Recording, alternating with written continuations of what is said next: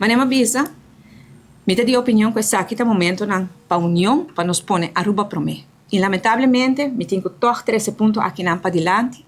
No momento na aqui, nós temos uma delegação que está na Holanda para atender com o parlamento na de Reino riba diferente tema. O tema de consensus Rijkswet e Rijkswet está central riba agenda de lo que se llama EPCO de año aqui na.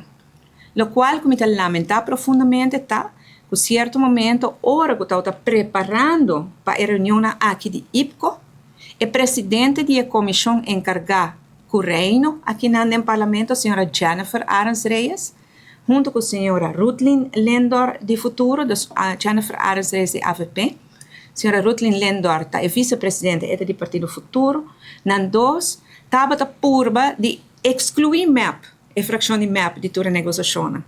Não estava papia via speakerphone porta abrir tur gente para escutar não, igual não também se vão percorrer para MEP não há a comissão mais importante, vão percorrer para MEP vai tratar tema menos importante.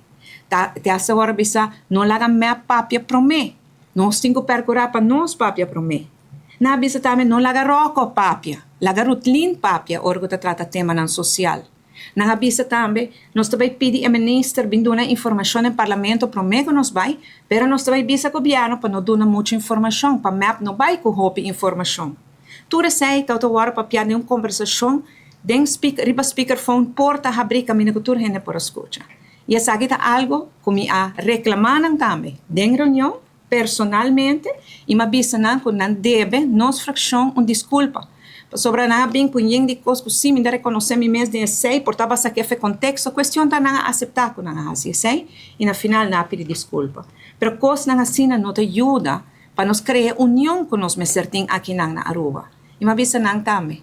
Não quero que eu vou silenciar a fração de MEP, porque a fração de MEP vou não por silenciar, nem que eu vou pensar para assim. Pois não te chegando Holanda, nos colegas a delegação de MEP que está vendo agora aqui na IPCO, a mim está guardando reunião toma lugar aqui no parlamento para ter pouco mais informação, para assim a mim também pode ser uma delegação em Holanda para seguir tratar o tema aqui de Rijkswet. Central em reunião de IPCO está com o governo de Aruba, o governo de Holanda, a viola e palabração de IPCO.